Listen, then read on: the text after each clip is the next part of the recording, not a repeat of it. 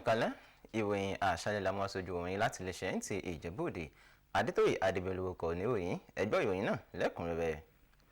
Ó jẹ́ ọjọ́ yìí àti ọ̀wọ̀ gẹ́gẹ́ bí ẹgbẹ́ agbẹjọ́rò ilẹ̀ Nàìjíríà ẹ̀ka ti Ìjẹ̀bú Òde ṣe ṣètò àpéjọ pàtàkì láti bọ́lá ìkẹyìn fún akẹgbẹ́ wọn tó sípò padà agbẹjọ́rò Adégbénga Ògúnbà ẹni tó dolóògbé ní ìlú Ìjẹ̀bú Òde láìpẹ́ yìí. Anthony Gàdún ló jábọ̀ ìròyìn ẹgbẹ́ àtúpalẹ̀ náà látẹnu Blessing Adéwì.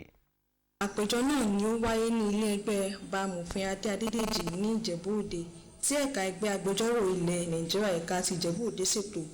Òun ni láti bu ọlá ìkẹyìn fún ọ̀kan lára akẹgbẹ́ wọn tó papòdà agbẹjọ́rò Adégbénga Ògúnbà. Níbi ìpàdé ọ̀hún, àwọn ọmọ ẹgbẹ́ agbẹjọ́rò ilẹ̀ Nàìjíríà àti àwọn ẹbí àtàrà olóògbé náà ni wọ́n péjú pésẹ̀ síbẹ̀. Nínú ọ̀rọ̀ kọ̀ọ̀kan wọn, adájọ́ àgbà fún ìpínlẹ̀ Ògùn, onídàájọ́ Modúpẹ́ Dípẹ́olú, adájọ́ tó ń ṣàkóso ilé ẹjọ́ gíga ìpínlẹ̀ Ògùn ẹ̀ka ti Ìjẹ̀bú Òde onídàájọ́ Catherine Ògúnsànyà àti alága ẹgbẹ́ àwọn agbẹjọ́rò ilẹ̀ Nàìjíríà ẹ̀ka ti Ìjẹ̀bú Òde ẹni tó ṣe àgbékalẹ̀ ètò ọ̀hún ọ̀jọ̀gbọ́n Fásitì Yusuf ṣe àpèjúwe olóògbé agbẹjọ́rò Adégbénga Ògúnbà gẹ́gẹ́ bí olórí tí ó jẹ́ àwòkọ́ṣe nínú ẹgbẹ́ àwọn agbẹjọ́rò ilẹ̀ Nàìjíríà tí ìfarajìn rẹ̀ sí ìdájọ́ òdodo ìwà pẹ̀lẹ́ sì dáwà gedegbe láàrin àwọn akẹgbẹ́ rẹ̀. Àwọn ọmọ ẹgbẹ́ agbẹjọ́rò yòókù pẹ̀lú àwọn ọ̀dọ́ àti àgbàlagbà tí wọ́n wà níbẹ̀ sọ wípé ìwà dáadáa olóògbé náà yóò wà ní ìrántí nípasẹ̀ ogunlọ́gọ̀ àwọn ènìyàn tó ti ọwọ́ bà ní ti dáadáa. Nígbà tí wọ́n gbẹnusọ fún ìdílé Ògúnbà, agbẹjọ́rò Kúnlé Ògúnbà dúpẹ́ lọ́wọ́ àwọn ènìyàn tí wọ́n wá bu ọlá ìkẹyìn fún àbúrò òun. Ó sì tún fi ẹ̀mí ìmoore hàn sí ẹgbẹ́ agbẹjọ́rò ẹ̀ka ti Ìjẹ̀bú Òde fún ti iyì tí wọ́n ta fún olóògbé náà.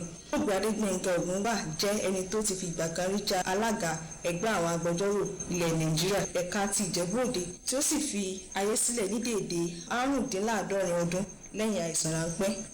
Láti iléeṣẹ́ Nta Ijebu Ode, Blessing Adéwì ló ṣàtúpalẹ̀ ìròyìn náà. Pẹ̀lú ìbẹ̀rẹ̀ṣẹ̀ ọkọ̀ òfurufú akérò ní pápákọ̀ ọkọ̀ òfurufú ìjọba ìpínlẹ̀ Ògùn ti bẹ̀rẹ̀ ìmúṣẹ́ṣe ètò ọkọ̀ ojú irin orí ilẹ̀ àti omi tó pé ọdún 25 tó ní àfikún gbogbo ohun tó wúlò pẹ̀lú àfojúsùn láti fa àwọn ìdókòwò tuntun àti ìrànwọ́ fún àtúnṣe ìkópa ọjà ilẹ̀ òkèèrè. Yẹmi Dalẹ̀mọ́ jábọ̀ ìròyìn pé agbára ètò ọrọ̀ ajé ti pápákọ̀ ọkọ̀ òfurufú náà ni wọ́n ṣàpèjúwe gẹ́gẹ́ bí iṣẹ́ ìrántí. Ẹgbọ́ ìròyìn náà síwájú sí i.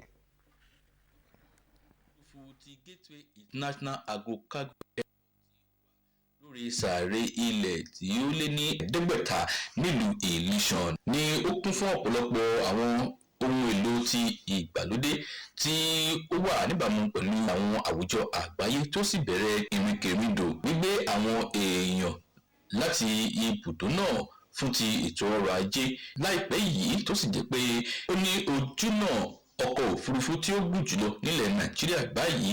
Bí iṣẹ́ àkànṣe ńlá yìí ṣe wáyé ni ó jẹ́ ìmúṣẹ ìran ọlọ́dún 10 eléyìí tí a gbé kalẹ̀ nípa ti ìgbàsókè àwọn ohun amáyédẹrùn eléyìí tí ó sì kún ọkọ̀ òfurufú tó wà nílùú Èkó lọ́wọ́ eléyìí tí ó sì túrí sí ìdàgbàsókè àwọn iléeṣẹ́ ńláńlá lónìrànràn láti lo Abẹ́òkúta lọ sílùú Ṣàgámù Ìpẹ́rù títí dé Àgbàrá.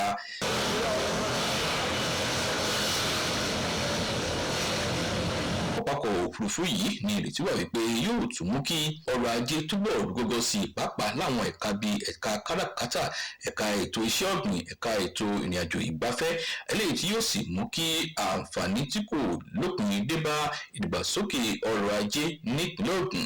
Bẹ́ẹ̀ ni yóò pèsè iṣẹ́ lọ́pọ̀ jàǹtùrù fún àwọn ènìyàn àti àwọn ọ̀dọ́. Gateway International Agogo Airport yìí láìpẹ́ ibùdó kan àrà ọ̀tọ̀ tí a ó tún máa tún àwọn ọkọ̀ òfurufú ṣe nígbà tí a ó tún dá ilé ẹ̀kọ́ kan sílẹ̀ fún àwọn akẹ́kọ̀ọ́ tó fẹ́ máa kọ́ iṣẹ́ wíwa ọkọ̀ òfurufú àti pàápàá tí àwọn amójú ẹ̀rọ tí yóò máa tún ọ̀kan ọ̀kan àwọn ọkọ̀ òfurufú àti àwọn ọkọ̀ ṣe yóò gbéra sọ ní ìlú náà láìpẹ́. Yẹmi Dalẹ̀mọ́ ló jábọ̀ ìròyìn. Àwọn níbi jù báyìí lọ́lọ́ ìròyìn fún ti àṣẹ lọ́jọ́ tòní. Orúkọ tèmi yípadà Adétóyè Adébẹ̀rú títí dọ̀la ó dàbọ̀.